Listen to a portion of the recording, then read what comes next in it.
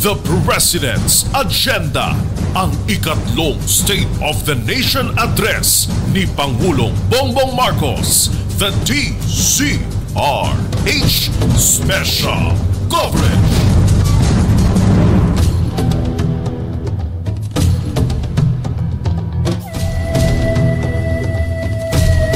Isusumiti ngayon ni Pangulong Bongbong Marcos ang kanyang annual report card sa kanyang ikatlong State of the Nation Address sa gitna ng mga isyong bumabagabag sa bansa tulad ng tumitinding tensyon sa West Philippine Sea, panawagang i-shutdown ang POGO at ang hirit na legislated wage hike. Hanggang kahapon ay nananatiling lihim ang nilalaman ng SONA ng Pangulo, bagamat meron itong post sa kanyang Instagram account na sinasabing, "Getting ready for my third SONA." What? Getting ready.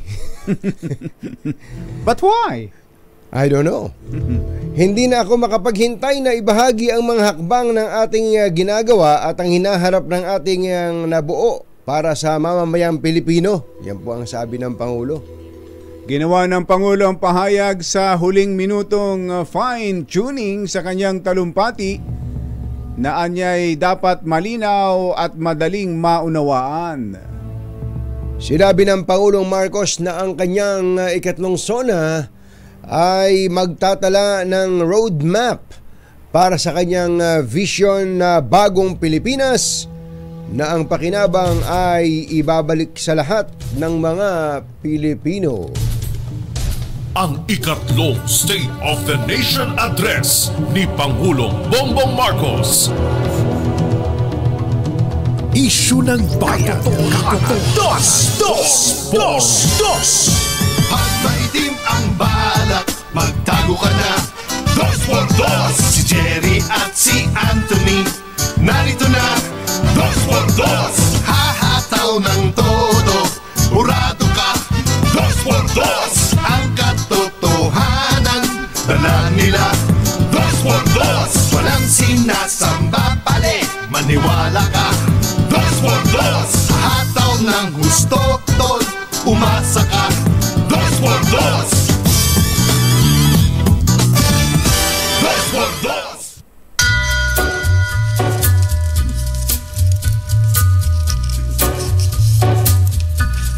Hi. Maganda morning. Magandang umaga, bayan! Bayan! Ito po si Jerry Baha. Ito po naman si Anthony Taberna. Muli pong sama sa inyo ang 2x2 sa umagang ito ng Friday! Yuhuu! Kumusta kayo mga textmates, mga text partners, mga kapamilya, kapuso, kapatid, kabarkada, mga kapitbahay? How are ya? Welcome back! Tagal nyong nawala. Kumusta ang ating mga kababayan sa araw na ito ng Lunes na paulan-ulan? Oo nga, no? Sa gawing QC ay ambon-ambon lang, pero sa gawing dito parang hindi pa, Quezon City pa rin kung yung lumakas kanina. Malakas na rin yung ulan sa banda sa atin do sa Commonwealth. Hindi masyadong Hindi ko na namalayan at ngayon lang ako nakatulog. So meron ka pa palang jet lag. Oo, magdamag akong gising, kumbajero. Ano ang ginagawa mo? Nanood lang ako. Nanood dahil ayaw akong dalawin ng antok. Dapat ba dinalaw na lang kita eh. Dapat nga pala kasi si antok ang o kaya si Milk Regonan dapat pala pinapunta na lang natin. Mamaya antabayanan niyo po ang ating mga RH reporters, maghahatid ng mga balita. Ang daming pulis dyan, ha? Oo, ang dami. Nakakalat. Mga pulis dyan sa expected na natin yan. Ano ba ang balita, UL, Mother? Isasara ba ulit ang may bahagi ng Commonwealth Avenue?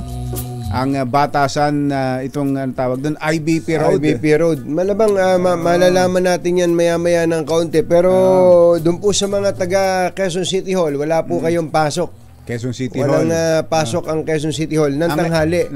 Tanghali. Parang half day. Half day. So yung pang-umaga? Yung pang-umaga may pasok pa. Tapos yung mga estudyante naman, yung may pasok dahil bakasyon ngayon eh. walang pasok. Pero yung may mga klase sa ganitong panahon, halimbawa nagsa-summer. Meron ganun. Bakit ba nagsa-summer? Dahil ba sa bumagsak 'yon? Malamang. Kaya lang naghahabol. Kaya lang tagulan na yung summer na to. Tagulan ang summer nila. Yan yung IBP Road pati ang Batasan San Mateo Road. Naku po, ang daming maapektuhan yan. Yung galing ng Marikina, San Mateo, Rodriguez na umaakyat dyan sa Batasan. Ang dami nun. Lalo sa ganitong oras. Traffic dun lagi. Ang dadaanan nila ngayon, parang kung papunta sa halimbawa ng Maynila, dumiretso na sila. Marikina na talaga, no? Tama, Marikina na. Tapos iwasan nyo na. Iwasan nyo na. Mamaya yan, mamaya. Pero sa ngayon, bukas pa. Mamaya, aantay ho tayo ng mga situational report. Dahil sa ngayon ay simula na ng ating ang ikatlong State of the Nation Address ni Pangulong Bongbong Marcos. Ang laking bagamat na nakatutok tayo dito sa zona ng Pangulong Bongbong Marcos, ang isa pong pinakamalaking balita na bumungad sa atin ngayong madaling araw ay ang pag-atras na nitong si US President Joe Biden sa halalang sa pagkapangulo ng Amerika sa November. Mukhang talagang papunta talaga doon eh. Tinanggap na niya. Mukhang natanggap na niya ang katotohanan. Ayan. Sabi nga nila kumbachero, the spirit is willing, but the body is weak. The flesh is weak. Yun. So yung kanyang vice ang tatakbong presidente. Hindi pa sigurado si yan kumbachero. Kukumpayan, pipili pa. Magkakaroon ulit ng nomination. Parang ganun sa party po ng Democratic Party. Pero meron na kasing initial na study dyan kung si Kamala Harris ba ang tatakbo, may laban kay Joe Biden. Kay Joe Biden, kay Donald Trump. Donald Trump. Mukhang lalampaso ni Donald Trump kahit si Kamala Harris. Kung si Mrs. Obama ba ang tatakbo? Parang +6 lang eh. Wala din eh. Ang lakas ng Donald Trump. Iba talaga. Kaya malamang maghahanap pa sila ng iba kasi yung unang dalawang babaeng binanggit ko, mukhang hindi ganun kalaki ang tsansa. Hindi napaghandaan yan ng Democrat dahil gano'n naman kasi talaga sa atin na kumbachero. Kapag nakaka-first term pa lang, expected na mag-second term yan. Yes. So wala sila talagang, wala sa loob nila, wala sa isip nila na mag-second option.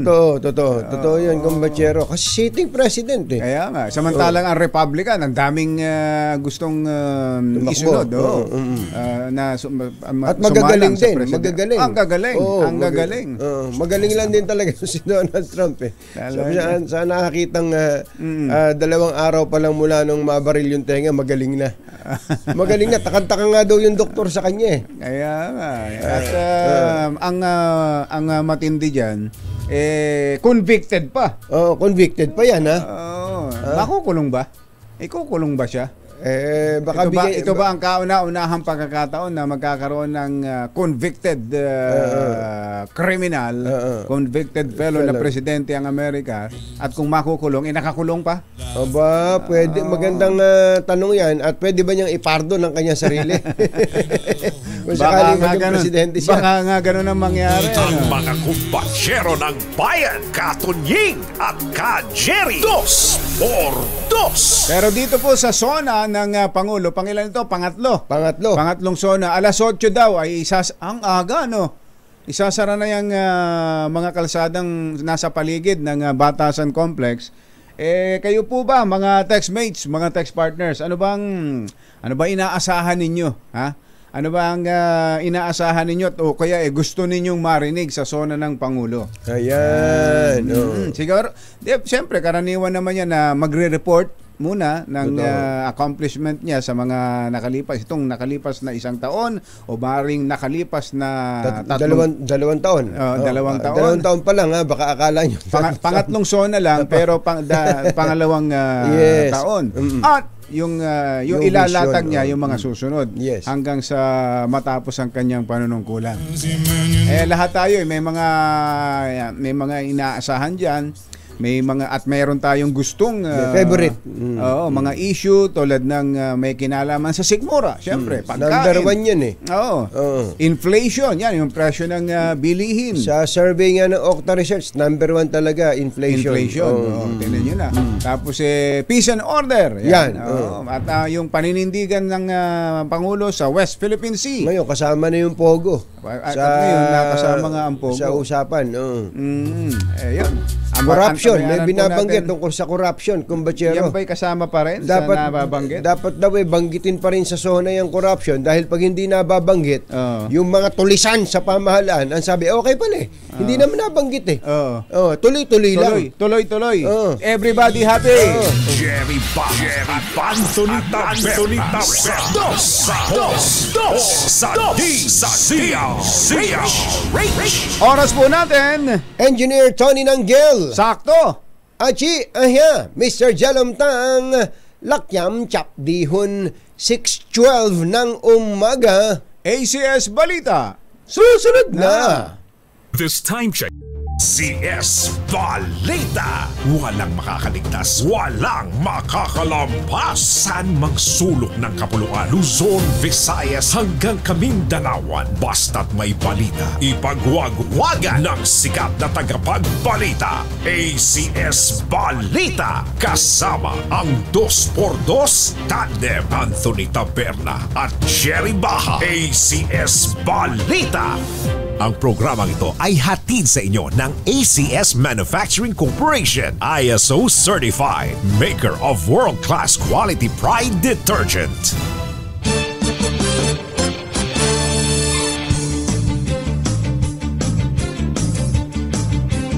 Araw ng Lunes, 22 ng Hulyo 2024. Narito na po ang ulo ng ating ACS Balita. ACS Balita. Presidential Museum sa Baguio Mansion House malapit ng buksan.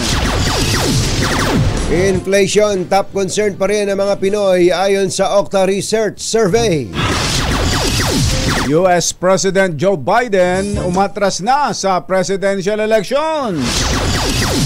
Prayer rally laban sa divorce bill ikinakasa ng Archdiocese ng Cebu. Bodega sa Maynila nasunog, 4 ang sugatan.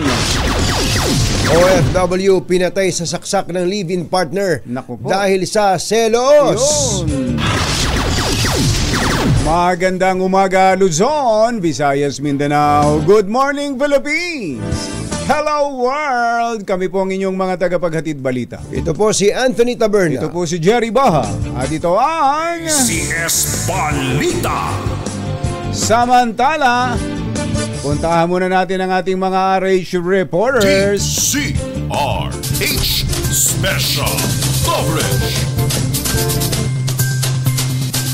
Alamin muna natin ang sitwasyon sa loob mismo ng Batasan Complex. Naka-ready na ba ang red carpet para sa fashion show sa araw na ito?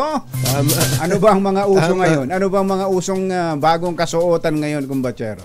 Yung suot ng bini, nung ayaw nilang magpakita, nagsuot na para silang para sa mga astronaut. Alamin nga natin at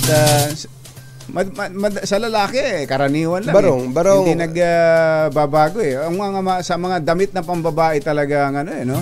Medyo nag-iiba-iba. Saka kumbatsero kanyan, ito ay tama ka doon sa sinabi, parang fashion show. Yung mga magagaling na sastre. Mga fashion designer. Magpapalisahan dyan. Ano ba suot mo na yan? 5 suot ko 5. May magaling kasing fashion designer na 5 ang apelido. 7.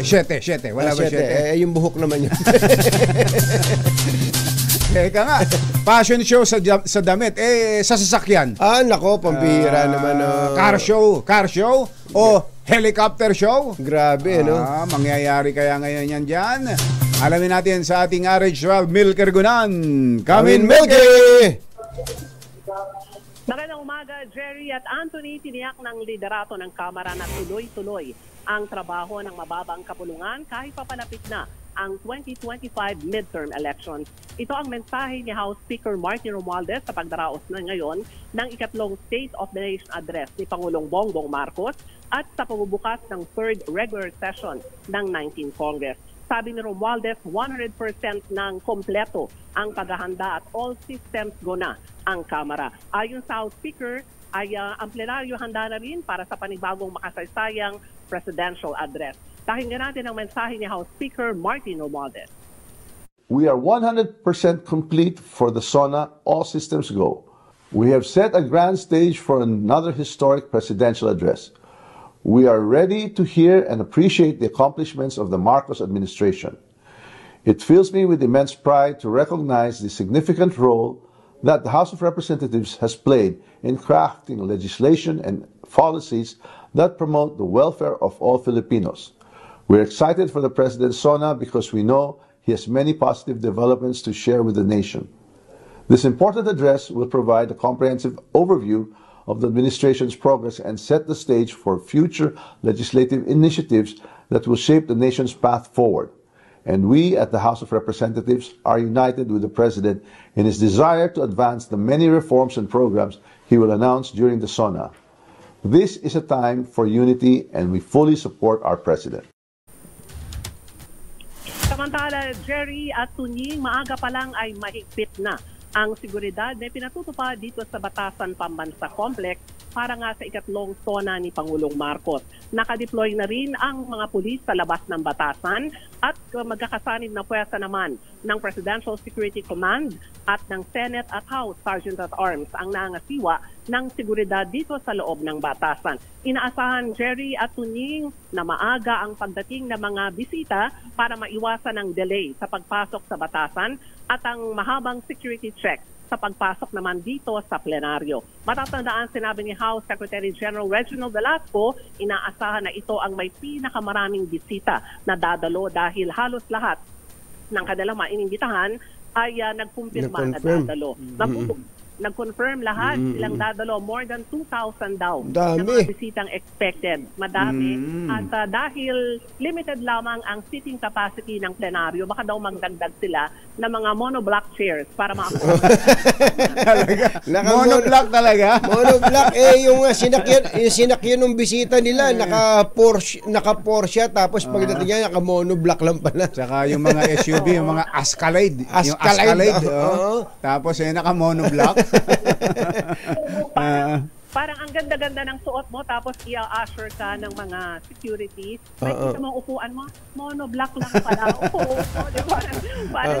Parang masisira ang forma mo dito sa... Teka muna, Ateng, yung bang lahat ng bisita dyan pakakainin? Naka-ready bang pakainin ng House of Representatives? Kasi ang laking issue pala nung nabanggit ni SecGen Reginald Velasco na 20 million daw ang budget. Sa Chibug lang ba talaga yon? Ito ang paliwanag, Tunying at GB naman ni SecGen Velasco. Yung 20 million ay kabuuan na. Bukod sa pagkain, kasama na dyan yung mga physical preparations, renovations ng mababang kapulungan. In total, ang sabi niya, more than mga 20 million. Hindi lang naman daw puro pagkain yun. Akala ko puro pagkain yun eh. Baka naman lahat nagkwenta tuloy ako, 20,000 di tig mamagkano, tig 1,000 ang presyo, 10,000 ba ang isang guest dyan? Teka so muna, hindi lang sa pagkain. Hindi lang puro sa pagkain. Hindi puro pagkain. Pero kung halimbawa kami ni Kumbachero, hindi naman kami nakumbida. At gusto naming makinig ng... Total, nakabarong naman. Nakabarong kami. Nakabarong naman tapos gusto namin pumunta dyan. At kung kayo sa monoblock chair, kung sakasakal. Pero pwede ba walk-in? Pwede ba walk-in walang invitation? bawal pumasok sa plenaryo. Dapat meron kang invite to Ning at Grabe GB naman, kung gusto nyong pumasok sa loob ng plenaryo. Pero Talaga? kung wala ka namang imbitasyon, merong mga extended na viewing rooms. Merong mga allotted na mga viewing rooms dito. Wala ka nga lang sa plenaryo. At Sa TV ka lang, TV lang. Monoblock tas TV.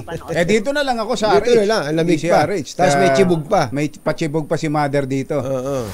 Tanong ko yung fashion show, naka-ready na ba dyan? Yung mga lalakaran ng mga kasali sa fashion show, Milky? Yung kinatatayuan ko ngayon na GB at Tunig, ito yung harapan ng plenary hall, ang lobby. At mamaya pupunta kami sa may North Wing. Nakahanda na rin para naman sa entrance ng mga bisita, yung mga senador at mga kongresista at iba pa nga mga dignitary. Totoo ba na in-aircon na yung North Wing saka South Wing, yung entrance na ganon? Nung panahon mo kasi Tunying ay electric fan pa lang. South Wing. Aircon na Sana. Yun, Hindi ba ating nagko-cover tayo diyan, nakabarong kami, nakasaya kayo, gaganda ng pawis na pawis ka. Dahil napakainit diyan sa may entrada na yan. Ngayon in-aircon, buti naman naisipan nila yan, i-aircon nila. Ano yan, permanent na o lang, temporary lang, parang for this occasion lang? Nagkaroon ng renovations bago ang pagsasara ng sesyon. At natapos ito bago naman ang SONA ni Pangulong Marcos. Kaya permanent na yan. Ngayon, pwede na magbarong Tagalog at Filipiniana yung mga magko-cover dito sa may North Wing. At South Wing, ganun din. Yung sa car show, may maayos bang parking dyan? Para sa showroom? Showroom? Showroom ng sasakyan at ng helicopter. Malamang ay magagandang sasakyan ang darating mamaya dito bago mag-alas 3 ng hapon para sa pagsaksi ng SONA ni Pangulong Bongbong Marcos. At meron sila mga designated parking lot at mga car pass, Jerry at Tunying, para naman sa mga bisita. At mga kongresista na rin at mga senador. Okay. Thank you. Dagdag ko na lang, Jerry at Tunying, magbubukas ang sesyon ngayong umaga, mga approximately 9 ng umaga. Ito ay magkasunod o magkasabay sa pamagitan ni House Speaker Martin Romualdez at ng Senado, si Senate President Cheese Escudero. Para sa SONA 2024, ako si Neil Criguna, nag-uulat para sa DCRH, una sa Pilipinas, una sa Pilipino. Thank you, Milky. Lipat tayo sa Malacanang.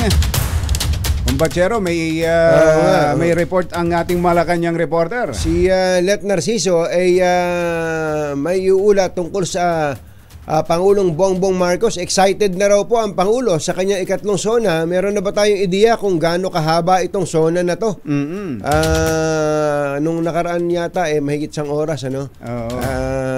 Saka ang Pangulo kaya kinakabahan pa kapag ganyang SONA. Sa bagay, ano? Magandang tanong madalas namang magtalumpati, madalas humarap sa maraming tao.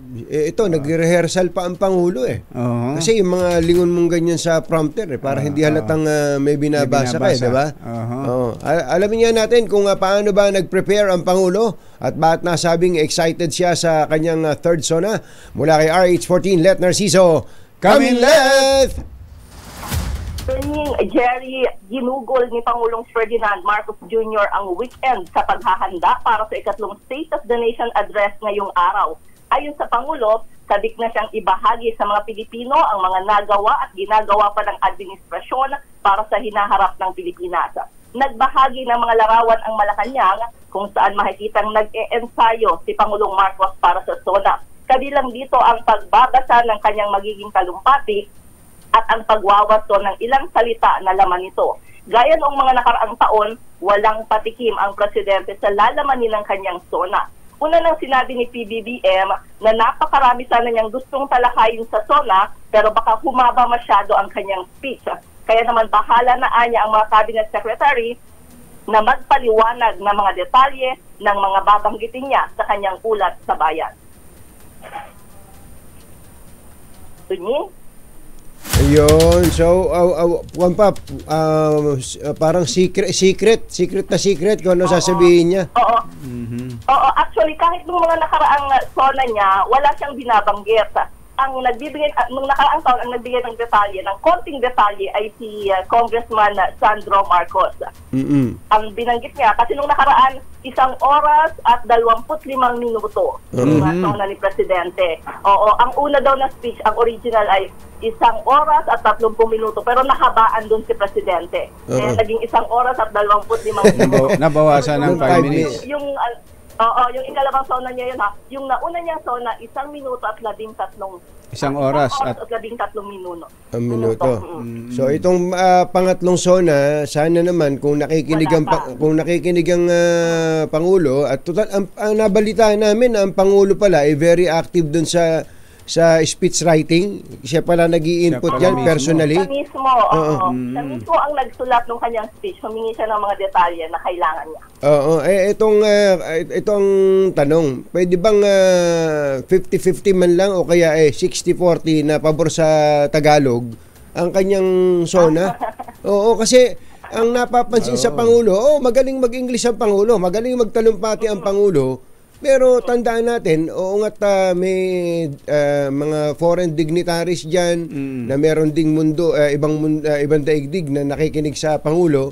Pero ang talagang audience niya diyan, ang pinag-uulatan niya ay ang mga mamamayang Pilipino. Pwede ba 'yon, Let? Oo, yung mga nakaraan, naman, Taglish, halo siya. Kasi hinihingi din yun sa kanya na kailangan may Filipino na na mababanggit siya. At saka pansinin natin, pero medyo hirap siya kapag Tagalog yung binabanggit niya. Mas straight talaga yung salita niya kapag pure English Pero yung mga nakaraan, ayan, narinig naman natin, may Tagalog doon sa kanyang talumpati. Ilocano na lang. Naimbag na bigat, kada kayo amin na po. Agring kayon. Thank you, Let. Salamat, Let. Para sa SONA 2024, ito si Let Narciso, una sa Pilipinas, una sa Pilipino. Samantala, puntahan na natin ang paligid ng batasan. May mga nagrarally na ba? May mga isinarang kalsada na ba? RH52, Edniel Parosa. Ako, itong si Edniel ang naging pinakamasaya nung kasal. Alam mo bang si Nicole ay kinasal na? Ha? Tinan mo na. Gulat na gulat ka ngayon. Gulat na gulat. Nakita ko pa si Nicole dyan, parang pagod na pagod Ay, yun na nga. Dahil ikinasal na. Ang ganun ba? Pambihira naman. Si Nicole at si Jonas, yung kanyang napangasawa, si Jonas.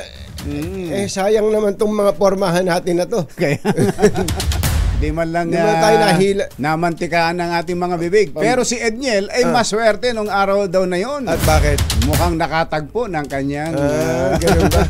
RH52, Edniel Parosa. Huwag mong paparinig kay Jerry Labasan yan. Bakit? Sabihin, bakit?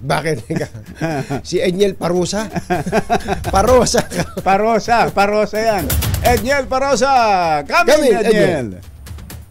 Ka Jerry at nagpalipas. Ano? Bakit ba maswerte ka daw? Parang kailangan ng ibang talumpati yun Ayos. Parang kailangan ng ibang speech dyan. Dito naman, Anthony at Jerry, sa basang kalsadang ito ng Commonwealth Avenue, nagpalitos ng magdamag itong mga tauhan person ng Regional Mobile Force Battalion ng NCRPO. Ito ay para tapatan ng inaasahang pagdating ng mga magkikilos protesta na anti-government groups. Mula Philcoa, paabante rito sa tapat ng Diliman Doctors Hospital kung saan lamang sila nabigyan ng permit ng Quezon City Government. Panga ng mga polis na ito yung kanilang mga shield, mga baton, mga helmet at iba pang mga gamit. Lalo't sila yung unang persang sasalubong sa mga rallyista. Kausap natin itong mga polis dito sa aking likuran. Posible umano silang paabantihin o iabante ang kanilang mga senior, depende siyempre sa kanilang tatanggaping order. Nakaposisyon na rin ang QC Task Force Disiplina sa ilalim ng Luzon Bridge, malapit naman sa Tandang Sora, aging ang mga tauhan ng MMDA na katulong ng polisya.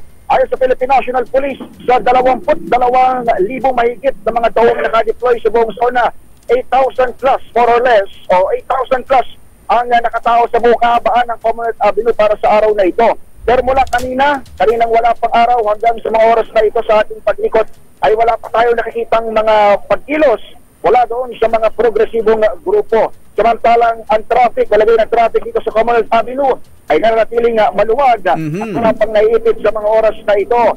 Maliban dito, nakita natin yung mga checkpoint ng PNP, maging yung kanilang mga oplensita sa mga border ng Batasan Pambansa Complex. Mula roon sa may Rizal, border na Rizal at Quezon City sa may San Mateo IDP Bridge. At doon pa sa ilang bahagi o paligid ng Batasan Pambansa.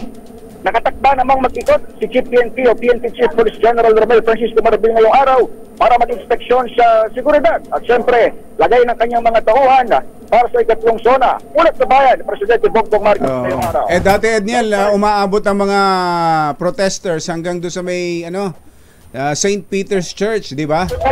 So ngayon hindi na sila paabutin doon. Hanggang dyan lang sa may Diliman Hospital. Sa Diliman Hospital, yun lang yung permit na ibinigay sa kanila ng Quezon City Government at ang sinasabi ng PNP rito and CRPO. Depende pa sa kanila tatangkating orders, pwede nilang salubungin pa yung mga magtatangkang mag-dilos protesta o lumapit doon sa pagdarausan ng zona. Habang yung mga pro-government naman, Jerry, ay nandoon sa Sandigan, sa tapat ng Sandigan, malapit din sa Commissioner Audit, dito pa rin sa kahabaan ng Commonwealth Avenue. Yan bang Commonwealth, may parte ba ng Commonwealth na isasara talaga sa traffic mamaya, Edniel? Walang sarado, Jerry, pero magpapatupad ng zipper lane itong MMDA, particular dito sa southbound area, southbound lane. Yung mga sasakyan, lalo na yung mga VIPs at mga bisita na papasok sa may Batasan Pambansa, ay bibigyan nila ng counterflow lane para makapasok doon sa IDP Batasan Road. Pero maliban dyan, walang bahagi ng Commonwealth ang isasara, bagkus yung bahagi o yung mismong kahabaan ng IDP Batasan Road ay tuluyang isasara sa motorista mamayang alas 8 ng umaga. Kasi kanina galing tayo roon. Galing tayo roon, may mga pinapapasok pang mga pampublikong sakyan gaya ng jeepney dahil kasama yan sa kanilang mga ruta. So kahit actually mga may karpas, Jerry at Anthony, ay maigtip na sinusuri ng mga polis at mga tauhan siyempre ng House, lalo na kung papasok doon sa mismong bisinidad ng House of Representatives. Live pa rin mula rito sa Quezon City para sa Zona 2024. Ito si Edniel Parrosa, nag-uulat sa DZRH. Una sa Pilipinas, una sa Pilipino. Thank you, Edniel. May karpas ka ba, kumbachero? Wala nga eh. Humingi ka kay Mother. Meron ba? Nakalagay, DZRX. Pwede na yun? Pwede na yun. Pwede na pala yun eh. Sige. Padadaanin ako. Padadaanin ka na. Samantala, ang mga realista raw ay dun pala sa may entrada ng UP Diliman, magkikita-kita. Andiyan na ba sila? RH5 Val Gonzales. Kamin Val! Wala pa sila dito sa lugar na ito, Jerry Anthony, pero magang pumwesto itong mga tauhan ng Quezon City Police District.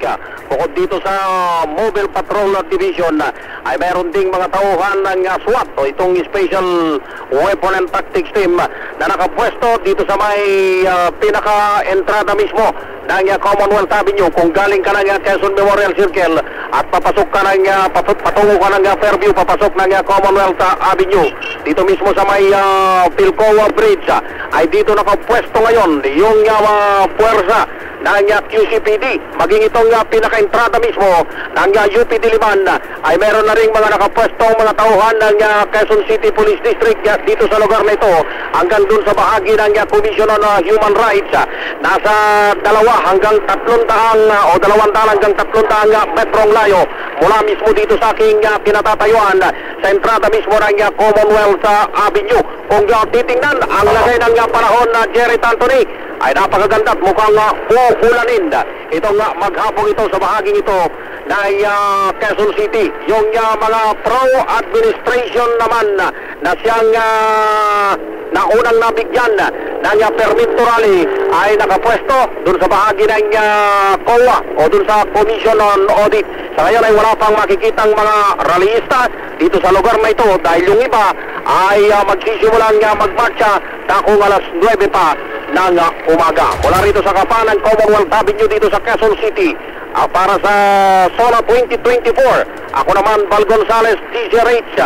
Una sa Pilipinas, una sa Pilipino. DZRH Special Coverage.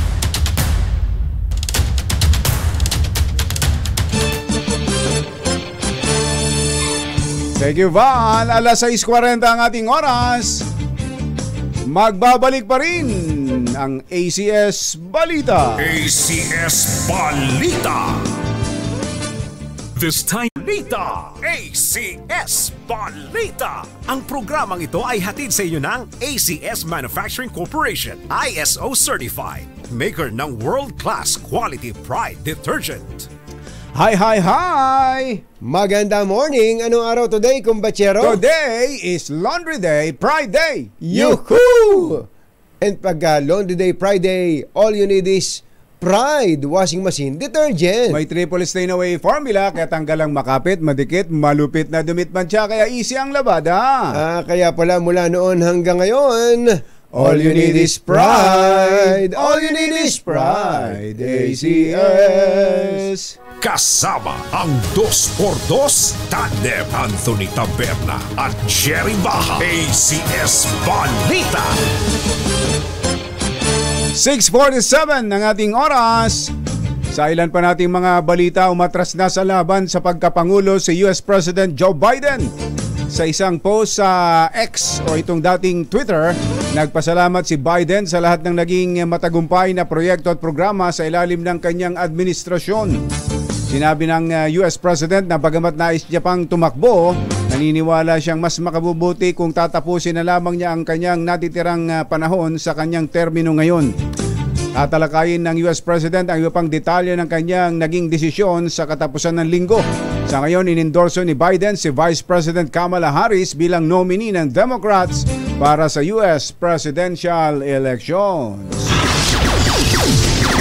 12 minutes bago ang alas 7 ng umaga, inflation o pagtaas ng presyo ng mga bilihin ang nauuna pa ring inaalala ng mga Pilipino.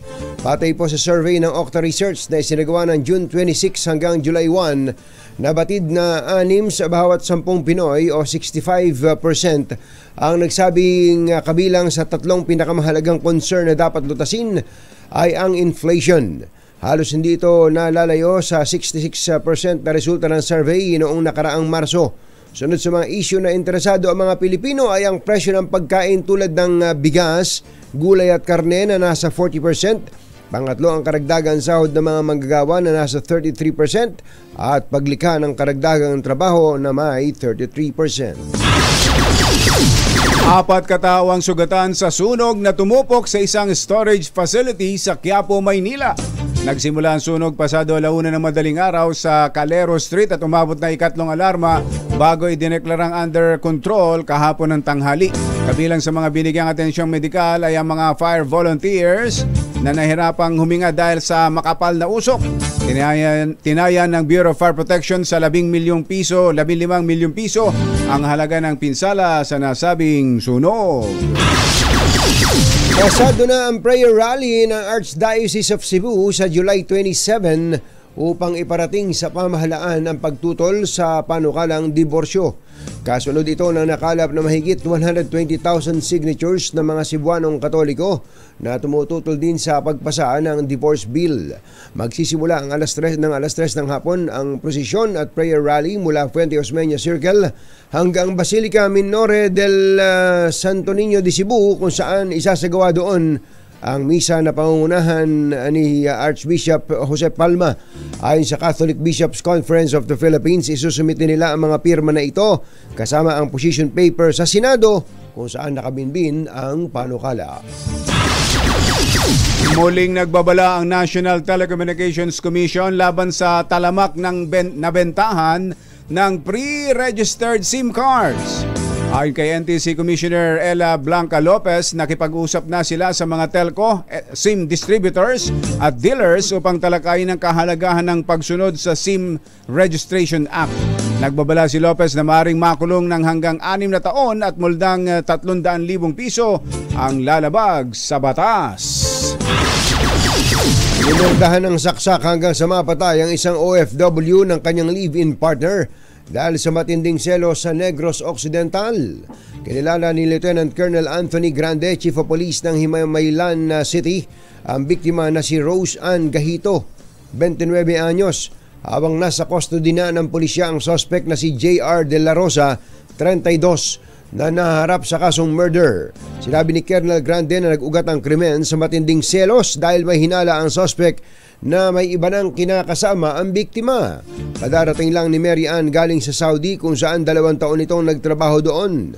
Ayon sa report, nagkaroon ng matinding pagtatalo ang biktima at suspect at sa kainitan ng pag-aaway ay kumuha ng jungle knife si JR at pinagsasaksak si Rose Ann. Nagtamo ng saksak sa dibdib, tiyan at leeg ang OFW at idineklara itong dead on arrival sa ospital. Bago nangyari ang krimen, nagharap sa barangay ang mag-live-in partner para sa custody ng kanilang 3 anak. 8 minuto bago ang alas 7 ng umaga, balikan natin ang SONA. DZRH Special Coverage. Meron na raw ilang grupo ng mga ralista ang nagmamarcha dyan sa Commonwealth. Pinangungunahan ni Mayora. Ayan. Ni Mayora Giselle. Aba. Si Mayora Giselle Recaport, RH15, ayan doon sa Commonwealth. Come in, Giselle. Come in, Mayora. Katanying, Jerry, umarangkada na nga yung kilos protesta ng bagong alyansang Makabayan, Timog Katagalugan dito sa Tandang Sora, Commonwealth Avenue, sa lungsod pa rin ng Quezon. 5:30 pa lang ng umaga, nagtipon-tipon na yung mga miyembro ng Southern Tagalog para magmarcha patungong Diliman Doctors Hospital kung saan naman inaasahan na gaganapin yung kailang Sora o yung Southern Tagalog State of the Region Address. Bahagi ng kanilang pagkilos ang People's Caravan na meron namang temang Lagablab 2024, paglagablabe ng Diwang Makabayan, isulong ang interes ng sambayan ng Pilipino at hindi ng dayuhan at ng ilang gaman. Sentro ng kanilang protesta yung kasalukuyang kondisyon daw ng Southern Tagalog Region, partikular sa sektor ng agrikultura, labor sector at socio-economic conditions sa ilalim ng administrasyon ni Pangulong Bongbong Marcos. Hawak nila yung mga karatula ngayon, yung mga placards at isinisigaw yung mataas na pasahod, ipamahagi yung 10,000 ayuda para sa mga katutubo at itigil yung malawakang paglabag sa karapatang pantao, gayon din yung pagpapalaya sa mga political prisoner. Mamaya Katanying, Jerry, makikita sila sa SONA ng Bayan o yung People's SONA na pangungunahan naman ng bagong alyansang Makabayan dito pa rin sa Commonwealth Avenue. Giselle, Para sa SONA Giselle, 2024, Mayora. yes, Katanying. Yan bang gamit mo Motorola? Parang nakaradyo ka.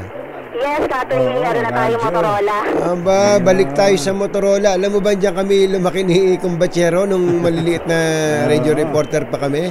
Oo, mas madali kasi Katanying, hindi hassle. Hindi kagaya kapag cellphone yung gamit ngayon, minsan nawawalan pa ng signal. Sumasakit ang ulo ni Kuya Greg. Pag tumatawag ka dito sa base, anong sinasabi mo? Call sign mo? Ano sinasabi mo, Giselle? Call sign ko, RH15 lang. Paano ka tumatawag? Sige nga, subukan mo nga tumawag. At alam ba, tumatawag ka sa dito, sa base. Base lang. Base lang. Base. 15. Base 15. Ulit lang. Teka muna, wala ba silang FPG dyan? Sa ngayon, Katanying, wala pa tayo nakikitang FPG nila, pero yung bagong alyansang Makabayan, meron silang ilihanda 10 feet na FPG ng Pangulong Bongbong Marcos at ni Vice President Sara Duterte. Kung mamaya makikita natin, yung peg ng FPG na yan ay parang nagpaboxing yung dalawang pinakamatataas na opisyal ng pamahalaan. Ayos, bawal malunog Walang sunugan. Kapag ka nakita sila ni General Marana na nanununog dyan, yari sila. Katanying, merong clarification si Mayor Joy Belmonte. Ang sabi niya, wala naman daw hulihan na mangyayari. Ganon? Oo, mag-clarification niya yung kahapon. Dahil nung binasa niya daw yung Batas Pambansa bilang 880, meron daw dun binabanggit yung bawal, yung pagsusunog sa loob ng 100 meters ng Batasang Pambansa Complex. Pero beyond doon sa 100 meters, hindi naman daw sinasabi na labag sa batas. Sunugin na natin yan. Hindi naman pala uhulihin. Mamaya magkakaalaman tayo dahil ang mismong pambansang pulisya, meron din silang warning doon sa mga magsusunog ng FPG ngayong ikatlong SONA ni Pangulong Bongbong Marcos. Hindi ba nakakaharang, Giselle, sa traffic, yung mga nagrarally yan? Saan bang part ng Commonwealth yan? Hindi naman ka Jerry dito sa may Tandang Sora, no? Bukas pa rin naman itong kabilang linya doon sa mga public vehicle. Kaya't bagamat usad pagong merong kabagalan yung usad ng mga sasakyan, patuloy naman yung daloy ng trapiko sa ngayon. Okay. Thank you, Giselle. Para sa Zona 2024, Giselle Rigoport, una sa Pilipinas, una sa Pilipino. Samantala, ayan, kumpatsero. Oo, punta naman tayo sa Caloocan. O si Ednya. Hindi. Sino ba? Sino ba ang unahin natin? Kasi siyempre kung sino yung nasa taas, yun na natin unahin. Bumabalik. O, unahin natin si RH52 dahil pasensyoso naman yung medyo matanda na. Unahin natin ang bata-bata. Ito daw pong northbound lane ng Commonwealth. Nag-uumpisa ng sumikip. RH52 Edniel Parosa. Kami Edniel. Tatuning at Jerry, mabagal na nga ang daloy ng traffic dito sa northbound lane ng Commonwealth Avenue sa Quezon City. Epekto ng pagsisimula ng kilos protesta at itong pwersa nga ng pulisyang nakatao malapit sa Diliman Doctors Hospital. Natatanaw ko rito, Jerry at Anthony, mula rito sa overpass na ating kinatatayuan na nagsisimulang magsikip yung traffic mula pa roon sa may tapat ng Iglesia ni Cristo hanggang sa may Tandang Sora area, hanggang paglampas dito sa may Luzon Bridge. Mabigat na nga, Kung saan nagsasagawa ng programa itong grupong Southern Tagalog. At hanggang paglampas doon dito sa may kinaroro natin sa Diliman Doctors Hospital, patungo na o malapit na doon sa may IDP Batasan Road. Kung mapapansin nyo sa ating video, para doon sa mga motorista na pupunta pa lang dito sa Commonwealth Avenue, kalahati ng mismong Commonwealth northbound, sinakop na itong mga pagkilos at aktibidad pa rin na may kaugnayan sa zona. Yan yung lane na papuntang Fairview. Correct, Jerry, if yung papuntang Fairview, kung galing ka ng Pilcoa, ng Memorial Circle, ay 3 lane yung kinakain dito ng PNP at paging nung mga rallyista. Nabaliktad. Mas matraffic ngayon yan kumpara doon sa kabilang lane na papuntang circle na karaniwang pag ganitong oras. Yun ang bumper to bumper. Siguro Anthony at Jerry, dahil ito yung area na lapas na roon sa pataas sa pabansa. Siguro yung southbound mamaya pag select natin, yung southbound sa may bago pa libang pass ng Sandigan Bayan. Pero sa mga oras na ito kasi yung PNPF yung mga lista. Motorisito, kanya ulit. Pero pag lampos, kita natin mga police. Naku, napuputol na si Edniel. Okay, thank you Edniel. Maaring ganun nga nangyayari, kumpatsero. Dahil kung titingnan natin yung video ni Edniel, maluwag yung lane, yung papuntang circle. Malamang nahaharang na rin doon sa gawing tapat ng Sandigan Bayan. Ando ng choke point. Sa Caloocan ay kasali ba sila? Meron daw monitoring satellite sa monumento. Para bahagi ng seguridad sa zona. RH23 Edwin Duque.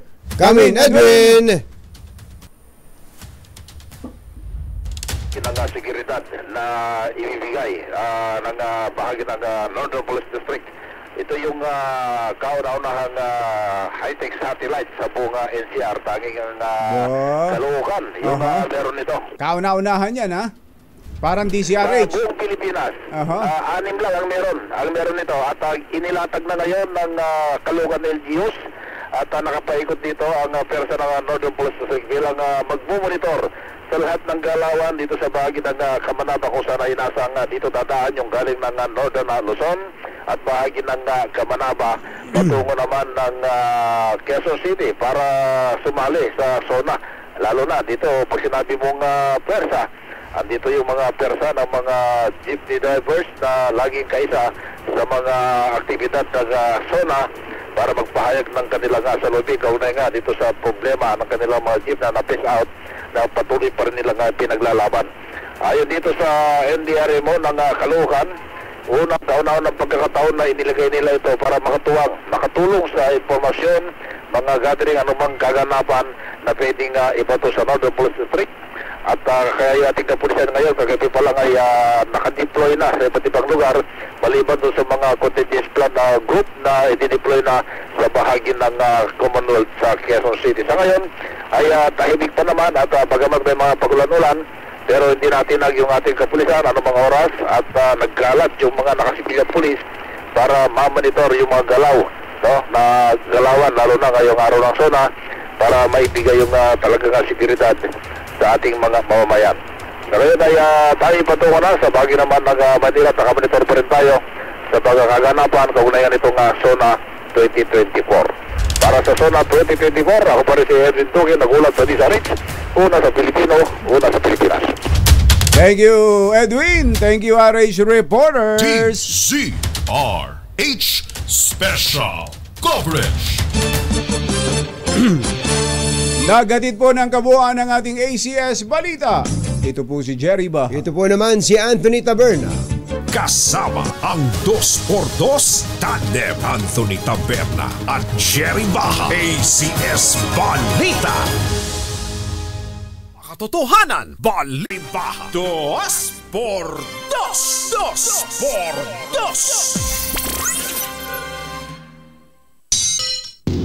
Uy, baka nagkakalimutan, kumbachero, kasi matagal na-miss ka namin. Nung birthday mo nung 19, nag-abono kami.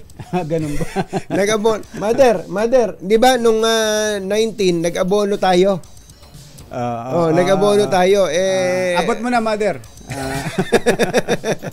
Hindi mo na pala ginastos eh. Hindi, may pambili raw siya ulit ngayon. Meron ba? Meron. Kaya ibabalik na daw niya sa'yo. Matindi talaga. Hindi ka na umorder? Hindi ka na umorder?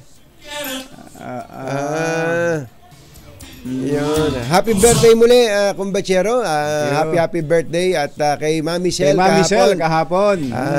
Happy birthday, Mami Sel. At ngayong araw na to, yung inaanak mo, baka daw may ipapadala ka. Sino ba? Si ba doon? Glyza. Si Glyza ngayon ang birthday. 40 years old na daw siya. Nanak, laban tayo dyan. Ganun na uso ngayon. Hindi yung ngayon, kayo ng asa sa ninong nyo. Kayo na ang dapat na nagre-regalo ngayon sa ninong. Happy birthday, Bunso, ang aming Bunso. Si Glyza, happy birthday. Bahala na sa'yo si Prop. At saka si Dennis. Pagka mamasa kanya ng tinapay dyan. Si Colonel Byron Tabernilla, ngayon ang birthday. Pinsan. Ayan, Colonel Byron. Happy birthday. Birthday sa iyo. At si Alan Zen ng GB Riders. Alan Zen, GB Riders. Happy birthday. At happy birthday din kay Miss Manilyn Soriano, Ma'am Manny. Happy birthday. At kay Kabagis Aldrin Magaway ng Lawag. Kabagis Aldrin Magaway, happy birthday sa iyo. Ang dami yung mga nag-birthday ng July. Naalala mo si dating Secretary Relly Fajardo, yung spokesperson ni GMA. Si Relly Fajardo. Relly Fajardo. Happy birthday, Ma'am Relly. Ngayon ang birthday niya. Birthday din niya ngayon. Happy birthday. Si Kuya Mel Magno din pala. Hindi niya birthday. Pero maagang pumapasok sa Terminal 3 ng NAIA. Dami yung nagbe-birthday ngayon. Alam niyo ba kapag yung men born in July, anong tawag doon, kumbachero? Men are created equal, but only those born in July are great. Ganun ba yun? Handsome. Eto pa pala, si Prince Zion Quijano. Happy birthday from Mom and Dad, Mitch and Louie. Lalaging nakatutok. 24 oras. Oy, welcome back pala kay Kuyang Aris Ramos, kay Ate Rochelle. Welcome back to the Philippines. Mabuhay. Ayan, si Captain Ernie Villa, na habang nagpapalipad ng helicopter, nakatutok sa 2x2. Nakamonitor. Gusto raw niyang malaman ng mga nangyayari kahit siya ay nasa ere. Pwede mo bang malaman, Captain, kung ilang congressman ang lalapag dyan sa batasan? Oo nga. Lalapag ng naka-helicopter. Naka-chopper. Oo. Dapat siguro pagka SONA, wag na muna kayo mag-chopper. Nakakaya naman. Pampangulo lang yan. Diba? Nakakaya naman. Nakakaya naman. Saka, ang totoo nung araw, medyo nahihiya pa yung iba na yumaman sa pwesto eh. Nahihiya ba na ipakita na yumaman sa pwesto? Ngayon? Ngayon, ipinangangalanda ka na. Alam mo yung para bang hindi ka in kapag wala kang chopper. Pag wala kang chopper, pambira itong ibang mga congressman na to. Talaga naman. Medyo mahihiya naman kayo. Mga taong mga to. Pambira. Tuloy-tuloy po ang ating special coverage ng SONA 2024. Sandali po lamang.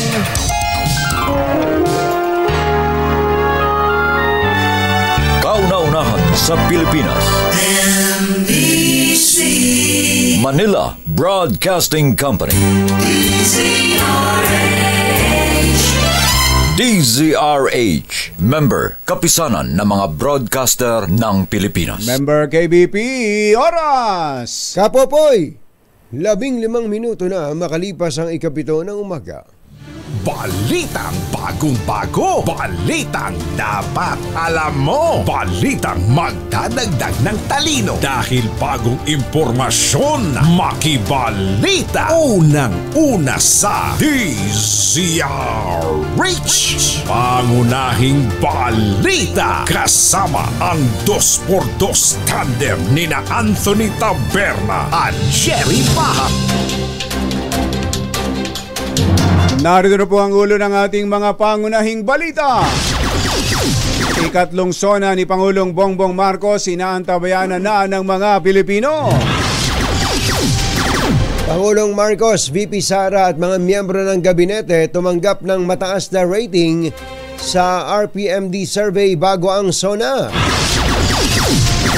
Barong Tagalog na isusuot ng Pangulo gawa ng artisans mula sa Calabarzon at Western Visayas. Batang putol ang binti, nakakuha ng 2 gold at 1 silver sa swimming competition sa katatapos na palarong pambansa. Sama ng panahon dulot ng bagyong Butchoy at Habagat nag-iwan ng 8 patay. Severe Tropical Storm Karina, inaasahang aakyat sa typhoon category sa susunod na 24 oras. Magandang umaga Luzon, Visayas, Mindanao. Good morning Philippines! Hello world! Kami po ang inyong mga tagapaghatid balita. Ito po si Anthony Taberna. Ito po si Jerry Baha.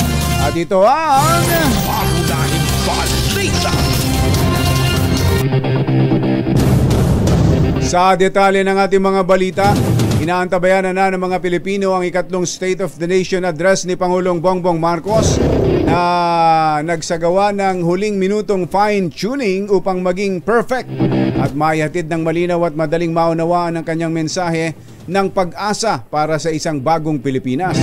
Ayon sa Pangulo, ang kanyang ikatlong SONA ay magtatala ng roadmap para sa kanyang vision ng bagong Pilipinas na ang pakinabang ay ibabalik sa lahat ng mga Pilipino. Ang SONA noong nakarang taon ay tumagal ng 1 oras at 11 minuto habang ang kanyang unang SONA ay mas mahaba ng 3 minuto. Magsusubo si Pangulo magsusuot si Pangulong Bongbong Marcos ng barong Tagalog na pinagtulungang gawin ng mga sastre mula sa Lukban, Quezon, Taal, sa Batangas at sa lalawigan ng Aklan. Handa na pati ang barong na susuot ng Pangulong Bongbong Marcos sa kanyang ikatlong SONA o State of the Nation address mamayang hapon. Ayon sa Presidential Communications Office, kolaborasyon ng magagaling na artisan mula Lukban, Quezon, Taal, Batangas at Aklan ang gumawa ng barong ng Pangulo. Nabatid na ang barong ng Pangulo ay tribute sa namayapang batikang fashion designer na si Pepito Alberto, kung saan isa si PBBM sa kanyang mga kliyente. Likha naman ng fashion designer na si Paul Cabral ang isusuot na damit ni First Lady Liza Araneta Marcos. Samantala, suspendido ang pasok at brigada eskwela sa mga pampublikong paaralan sa Quezon City sa araw na ito.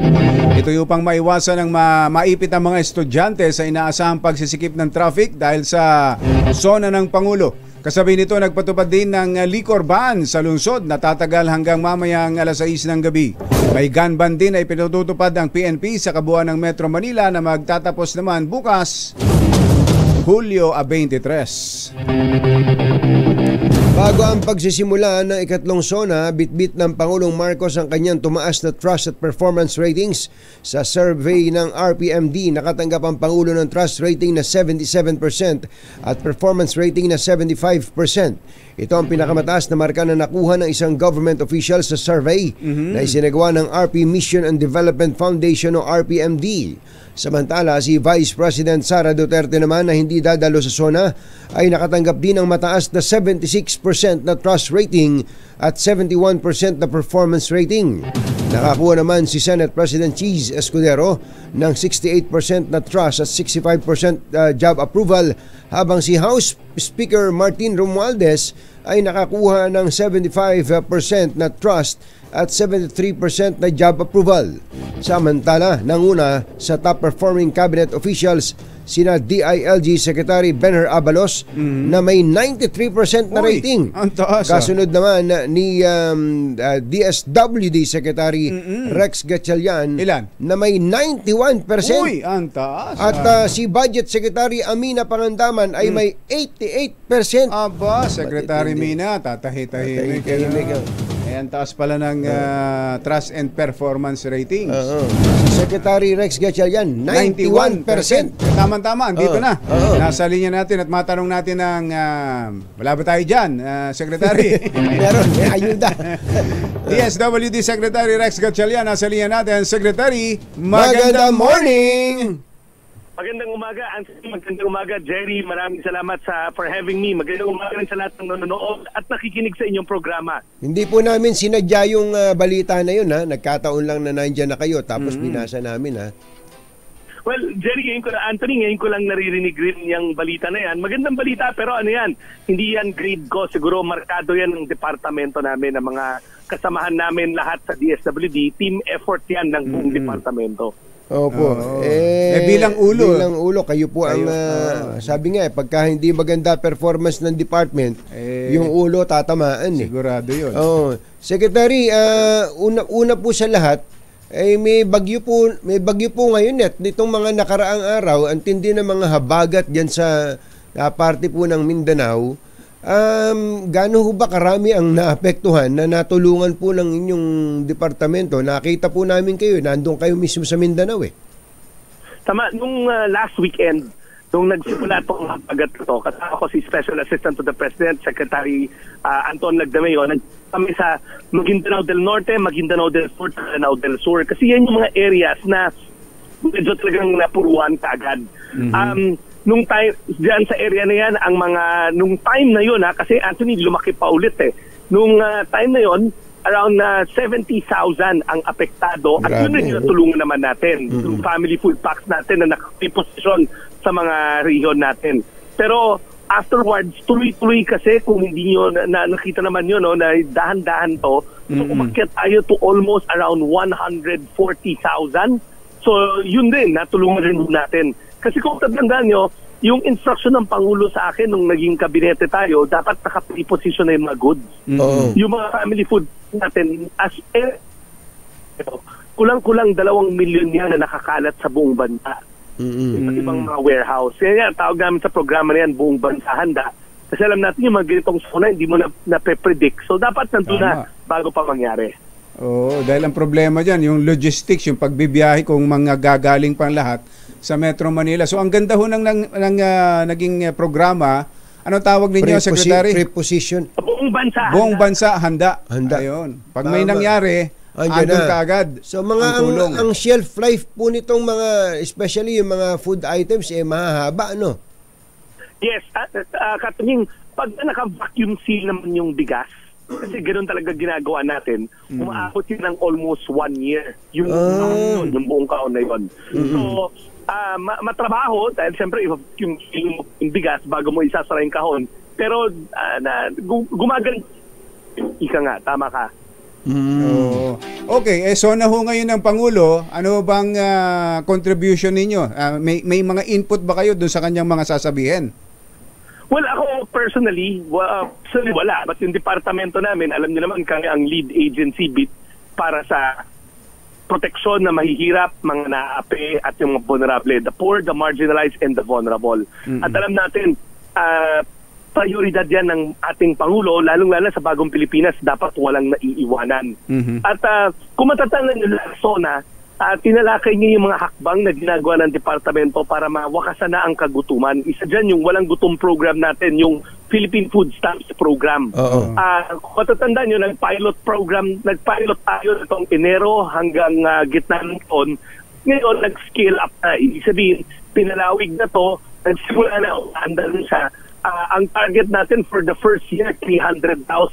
At meron na tayong mga 100,000 na tuloy-tuloy yun na napapalaki. Ibig sabihin, yung target natin na hopefully 1 milyong pamilyang Pilipino na nagugutom at mawakasan ang kanilang kagutuman, patungo na tayo doon.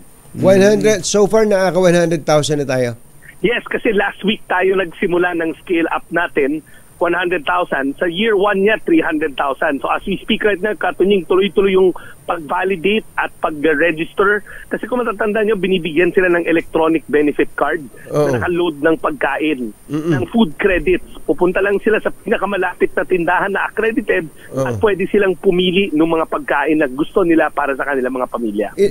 Ito po ay accessible, meaning marami po kayong mga tindahan na accredited. Baka kasi isipin ng mga magiging beneficiary niyan, may card siya, wala naman siya, tama, lalayo pa o kaya hindi naman niya makita yung tindahan na accredited.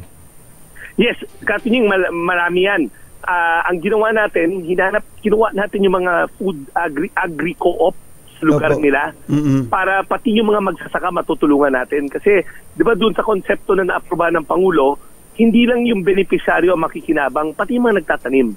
Kasi minsan nga yung mga nagtatanim na magsasaka, may ani pero wala namang bumibili. So ang ginawa natin, hinanip natin yung mga agri-co-ops, yung mga kooperatiba, maliliit na mga tindahan doon, yun ang ina-credit natin para mas lapit sa kanila.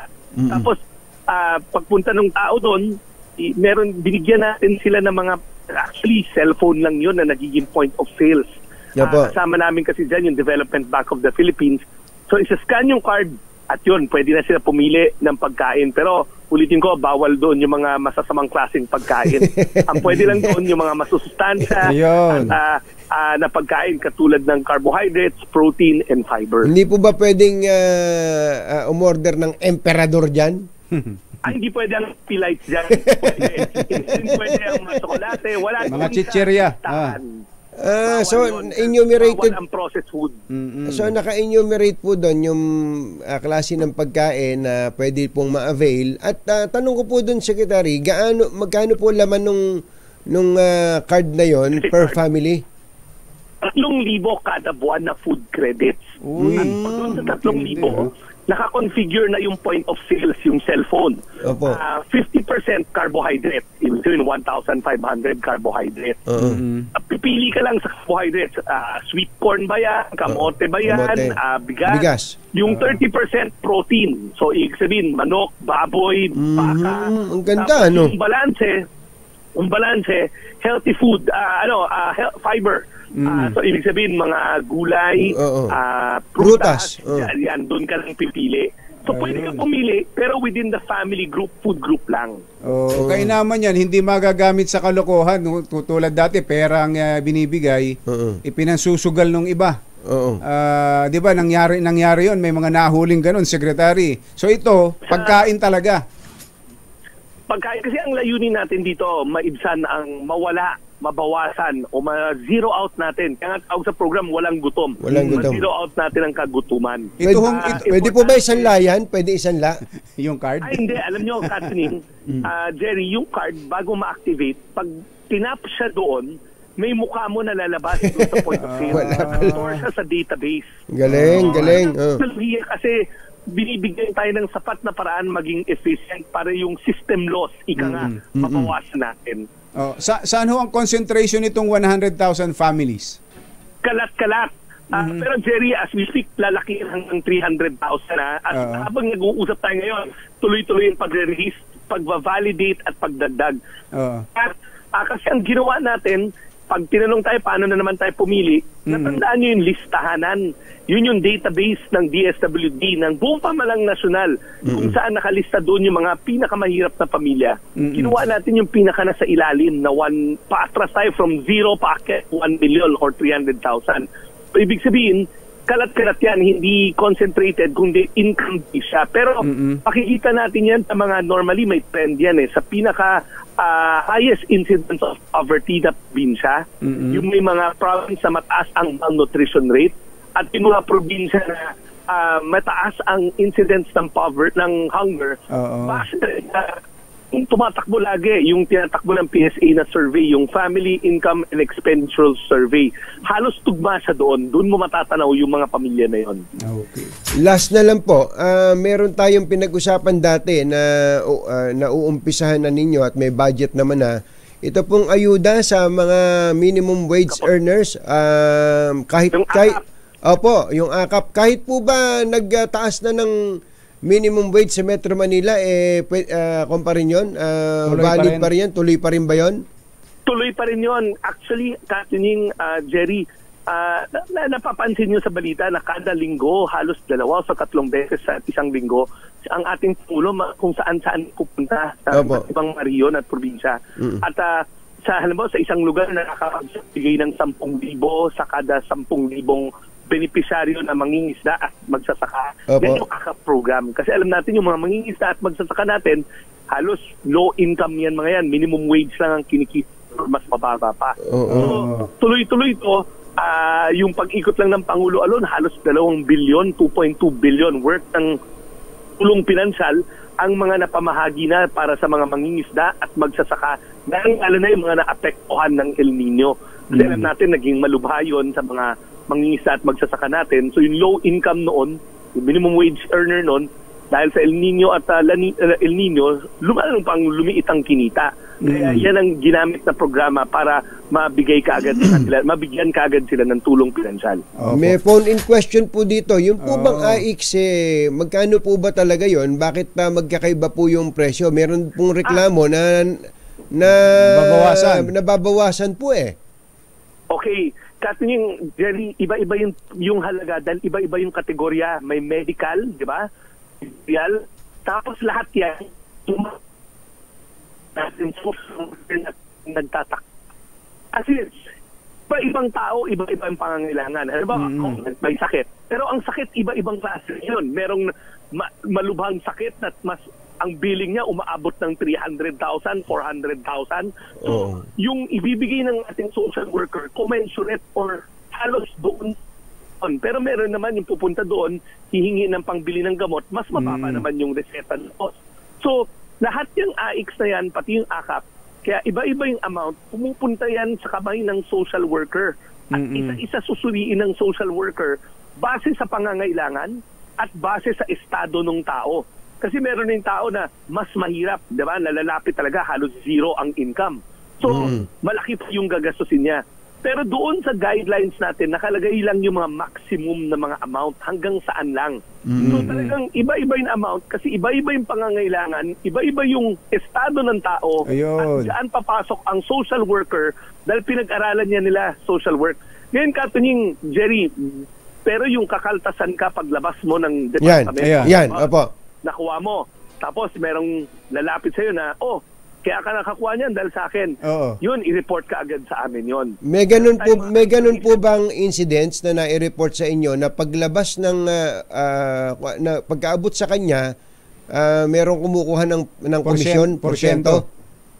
Katunying, Jerry, meron. Isolated cases, pero meron. Alam nyo, nitong nag-ikot kami, na balita to, nag-viral, sa Davao del Sur, pagtapos ng activity, nakatanggap siya ng 10,000 buo. Pag uwi niya sa barangay niya, yung mga barangay official, pinuntahan siya at sinabi kukunin yung 70% para ipamahagi para sa ibang tao. So, ang ginawa nung buntis siya nag-TikTok siya, pinost niya. Na-detect namin, kaagad pinuntahan siya kahit malayo yung kanyang lugar.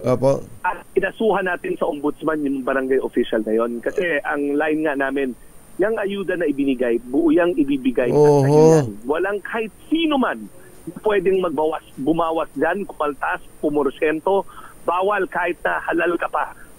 Mas malala na pag halal ka pa. Pero just the same, pag pumasok din sa bulsa mo ng buo, na maglabas yan, walang pwedeng dumukot yan mula sa bulsa mo. Kapag ganun pala, pwedeng saan pwedeng tumawag yun? Buti yun, nakapag-TikTok. May hotline ba kayo? Actually, pinakamadali. Lahat naman may Facebook ngayon. Post yun sa social media page ng DSWD. Ayun. Sa official page namin. Nandun, makikita nyo may grievance doon. At ganun yung ginawa nung buntis doon. Hindi na siya pumunta sa amin, pinost niya, kami ang pumunta sa kanya. Ayun ang isang paraan. Pero I'm sure meron din kayong pwedeng tawagan dyan. Yes. Ay nakapost sa official page namin sa DSWD. Pero nowadays talaga, yung Jerry, ginawa noon, nag-narrate siya, pinson niya pa sarili niya. Mas mabilis. So nakita namin personally ano itsura niya at pinakita niya yung bahay niya. Sabi namin, itong hirap na to, hindi na dapat talaga tinulungan ng gobyerno, inabuso pa. Grabe naman yun si chairman, ano? 70% lang kukunin. 70%. Oo kaya talagang kinasuhan namin sa ombudsman. Agad-agad within the same week kinasuhan namin sa ombudsman. Opo. Secretary, maraming salamat po at habang titingnan po namin kung anong klaseng barong yung suot niyo mamaya sa SONA. Thank you. Salamat po. Jerry, Catherine, maraming salamat. Magandang umaga. Magandang umaga po. Secretary Rex Gatchalian ng DSWD. Pangunahing balita. Alas 6:35 ang ating oras. Susunod! Dito po! Sino ito? Sino itong actress? Na-miss mo din to yan. Actress vlogger na may galanting jowang politiko. Nako! Alam nyo kung ano daw ay niregalo? Ano? Mansyon. Ay, grabe. Niregaluhan ng mansyon ang actress vlogger. Alam nyo anong halaga? Alam nyo kung magkano halaga? Iba. 100 million pesos. Grabe naman. Sino yan? At iba pang mga nagbabagang balita. At syempre ang pasada ng mga reports ng ating mga RH reporters sa pagpapatuloy ng Pangunahing balita. 7:36. This time check. Ito si Bailon ngayon, si John natin. Isang araw pinagmamayabangan ako. Nakaiwas daw siya sa pila sa bangko dahil gumamit siya ng service assist kiosk ng BDO. Ano daw? Service assist kiosk. Ano daw ba 'yon? Ano ba yung service assist kiosk na yan, kumbachero? Itong service assist kiosk at account assist kiosk mga self-service machines na nasa loob ng BDO branch para mapabilis yung transaksyon. Halimbawa, kung gusto mong mag-open ng account o kaya naman mag-deposit ng cash o cheque, mag-withdraw o magbayad ng bills, pwede mo nang i-input yung mga detalye bago pa makipag-transact sa branch employee. Ayun. Ayos din itong BDO, ha? Maraming branch kaya very accessible at meron ding digital enhancements para sa dagdag na convenience. Eksakto. Ang termino nga ng BDO dyan phygital. Ibig sabihin, pareho nilang ino-offer ang best of traditional banking at ang digital o makabagong paraan para gawin yung transaksyon. Ayos! BDO lang ang sakalam, kumbachero! Mga nangunguna at mga bagong balita sa DZRH. Pangunahing balita. Alas 7:45 ang ating oras. Tuloy ang mga pangunahing balita. 8 katawang nasawi sa malawakang pagbaha at landslide sa dulot ng pinagsamang epekto ng habagat at bagyong Butchoy. Sa report ng National Disaster Risk Reduction and Management Council, 4 ang nasawi sa landslide sa Zamboanga City habang ang iba ay nalunod. Samantala, nagdeklara naman ng state of calamity ang mga munisipalidad ng Kabakan at Pikit sa Cotabato dahil sa masamang panahon simula pa noong July 11. Namahagi na ang national government ng mahigit 21 milyong pisong halaga ng tulong sa mga apektadong individual ng masamang panahon. Lumakas pa ang severe tropical storm Karina habang mabagal na kumikilos sa bahagi ng Cagayan. Huling namataan ang sentro ng bagyo sa layong 420 kilometers sa silangan ng Tuguegarao City. Taglay po nito ang lakas ng hangin na umaabot sa 100 kilometro bawat oras malapit sa gitna at bugso na 125 kph. Nakataas ngayon ang Tropical Cyclone Wind Signal number 1 sa eastern portion ng mainland Cagayan.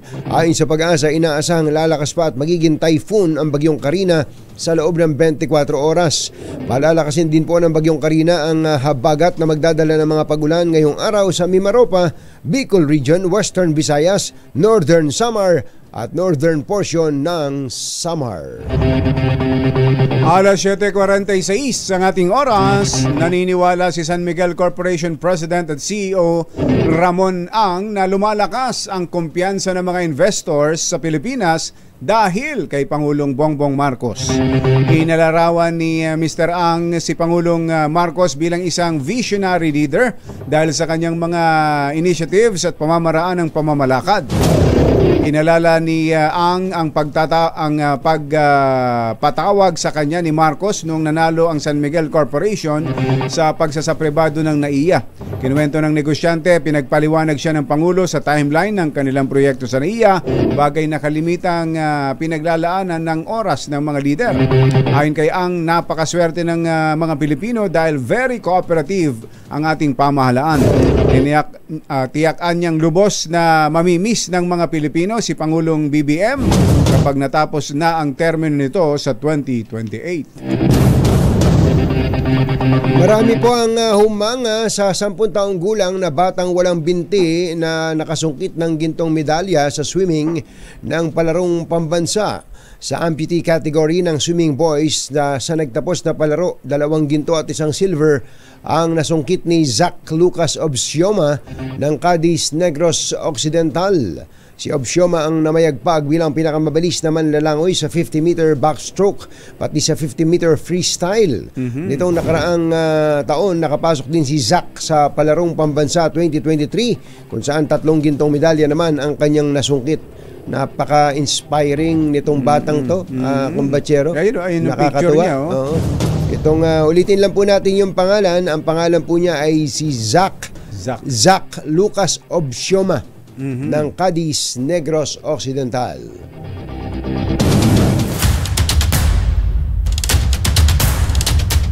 CRH Special Coverage.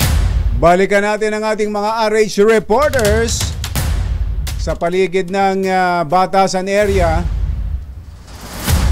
Ano ere? FEG ni PBBM at VP Sara. Nako, nabanggit mo kasi yung FEG kanina. Ayan na pala, meron na. RH15, Giselle Regafort. Come in, Giselle! Jerry, Katerking, sinimula na nga ang salugin ng bayan, Zauding Tagalog. Itong FEG ng Pangulong Bongbong Marcos at VP Sara Duterte. Hindi na sila nagpatinag sa babala ng pambansang pulisan na RSN. Hindi namang rallyista noon magsusunog ng FEG ngayong ikatlong zona ni Pangulong Bongbong Marcos. Sa panayam natin kay Kyle Salgado, yung tagapagsalita ng grupo sa ilalim daw ng konstitusyon. Ito ay bahagi ng kanilang karapatan o right to freedom of expression at freedom of assembly. Pero yan labag sa batas. Walang nilalabag na environmental laws at ginagawa nila ito for the last 20 years. Kaya hindi maaaring sipilin ang kanilang karapatan ng kasalukuyang administrasyon. Kung makikita ninyo ka, Jerry Catherine, itong ay pinadala kong video sa news team, may sukat yung FEG na 30 feet at makikita sa likod ni Pangulong Marcos at VP Sara yung malaking figura naman ni US President Joe Biden at Chinese President Xi Jinping. Sabi na Zauding Tagalog, simbolo yan ang pagiging tuta ng 2 pinakamataas na opisyal ng pamahalaan sa mga superpower o dayuhan. Wala raw sa plano ng Pangulong Marcos na tugunan ang kalam ng figura ni Juan de la Cruz at mababang pasahod at tinawag nilang kaibangan at kasinungalingan yung bagong Pilipinas slogan ng administrasyon ni Pangulong Bongbong Marcos. Live mula dito sa Tandang Sora sa Commonwealth Avenue sa lungsod ng Quezon para sa Zona 2024, Giselle Regafort, ulo sa Pilipinas, una sa Pilipino. Samantala, Dahil marami raw pulis sa Commonwealth, yung may mga nagprotesta, sa Mindiola na lang nagpunta. Ganun nga kaya ang nangyari. RH29, Boy Gonzales. Kamin Boy! Boy. Jerry, Anthony, yan. At bagamat wala pa sa ngayon, ay inaasang maglulusad ng kilos protesta sa Mindiola, sa Manila, naka-alerto pa rin ang mga tauhan ng Manila Police District. Sarado ang daloy ng sakyan ang Mindiola at naka-deploy ang Mobile Force Battalion, membro ng SWAT. Meron ding mga augmentation na galing ng Bureau of Protection. Meron ding isang truck na nakaantabay, truck ng bumbero ang nakaantabay. Meron na sa ayon kay Police Colonel John Biagi ng Manila Police District. Pero silang namataam na nagsasagawa ngayon ng kilos protesta dito sa bahagi ng Quezon Boulevard at Recto Avenue. Ito ay ang grupo ng kilusan para sa Pambansang Demokrasya o KPD, mga manggagawa sa People's Liberation Group. Naka-alerto na at nakaposisyon na ang mga membro ng NPD dito sa Recto Corner, malapit sa tapat mismo ng University of the East. Dahil sa posibleng pagmamarcha ng grupo ng KPD mula sa Quezon Boulevard at Recto patungo dito sa paanan ng Mindiola. Yan yung sitwasyon sa lungsod ng Maynila para sa Zona 2024. Ito si Boy Gonzales sa DZRH, una sa Pilipinas, una sa Pilipino. Yun, magrarally pa lang pala, pupunta pa lang doon. Sa Senado, kumbachero. Meron daw pong red carpet sa Senado. Nakahanda na para sa muling pagbubukas ng sesyon. Mauna nga pala yung opening of session. First time nito. Ito ni Senate President Chis Escudero. RH28, Raymond Dadpaas. Kamin Raymond! Idol, Tunying at Jerry, kasado na nga ang pagbubukas ng third regular session ng 19th Congress dito sa Senado. Kaya't nakalatag na rin yung sarili nilang red carpet para sa mga senador at kanilang mga may bahay. Meron din yung kanilang mga pamilya.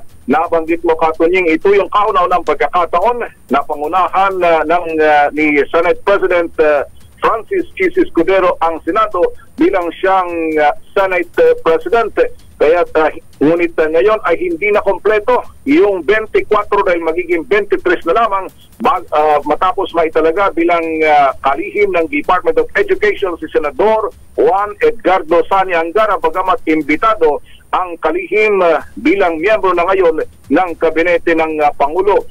Ang red carpet ay nakatakda alas 9 ng umaga dito sa ikalawang palapag ng Senado at alas 10 ng umaga yung pagbubukas ng sesyon. Mga resolution ng kanilang aprobahan ay yung pag-aabiso sa Kamara na nagbukas na ang third regular session ng Senado. Pangalawa ay yung Senate resolution para impormahan ang Pangulong Marcos na nagbukas na rin ang kanilang third regular session sa Senado. At ang pangatlo ay ang resolution para magdeklara ng joint session ng Kamara at Senado para pakinggan ang State of the Nation address ng Pangulo mamayang hapon. At magtatalaga din sila kung sino-sino yung mga senador na miyembro ng welcoming committee o ito yung sasalubong sa Pangulo kapag dumating na siya sa Kamara de Representantes para sa kanyang sona mamayang hapon. Dahil dito ay ilan sa mga pagbabago, siyempre yung mga seguridad na nakalatag din dito sa harap at loob ng Senado. Para sa paghahanda dito sa pagbubukas ng third regular session ng Senado. Ito si RH28, Raymond Dadpaas, nagulat para sa DZRH, una sa Pilipinas. Thank you, Raymond. Naputol ang linya na. Nako, doon sa mga nag-aabang kung sino yung actress vlogger na naregaluhan ng ano yung ginamit na termino? Yung ng politiko. Very generous na politiko. 100 million pesos talaga ng bahay. Inuulit ko na may reaction ko. Abangan nyo ho yan. Bukas. Bukas na. Bukas na. Baka may mga kailangan ng ayusin sa inyong mga bahay, ho. Tulad ng bubong na baka may butas na. Buti na lang may bubong na maasahan. Gawa sa state-of-the-art technology. May aluminum na. May pintura pa. Now available na rin sa pre-painted tiles pan. Para sa eleganteng bubong na matibay na, makulay pa. Mag-cherry loom, pre-painted ka na. Uy nga pala, nandito na po ang all-new Cherry Tiggo 5X Pro Hybrid. Ang pinakabagong hybrid vehicle na makakasama mo with your family or barkada. Fuel efficient at siksik sa features na swak sa katulad mong naghanap ng sasakyang pangmalakasan ng dating. Safe at panalo sa advanced functionality. Meron po itong 1.5 liter turbocharged engine at 48 volt hybrid system na nagpapababa ng fuel consumption. O, diba? Oho, swabe sa kalsada, tipid sa gasolina. Secured ka dito dahil meron din itong 6 na airbags, full LED lights, at double road daytime running lights, tulong para sa mas ligtas na biyahe. Kung gusto niyo pong matikman, masubukan ang all-new Cherry Tiggo 5X Pro Hybrid, pumunta na sa pinakamalapit na Cherry Auto dealership o kaya naman i-check out ang cherryauto.ph. Yun! Tuloy-tuloy po ang special coverage ng DZRH. Huwag kayong bibitiw. Yan! Huwag kayong mawawala. Yan ay alas 3 ng hapon pa yung SONA, pero marami pong mga pangyayari bago po yung oras na yan. Antabayanan po natin ang SONA. Baka sabihin nyo, wala naman pakialam dyan eh. Hindi, dapat may pakialam po tayo dito sapagkat minamarkahan po natin ang mga namumuno sa ating bansa, lalo na ang Pangulong Bongbong Marcos tungkol sa pangyayari sa Pilipinas. Bye! Happy weekend! Woo! Damdaming bayan! Susunod na! Diane's debutante backseat.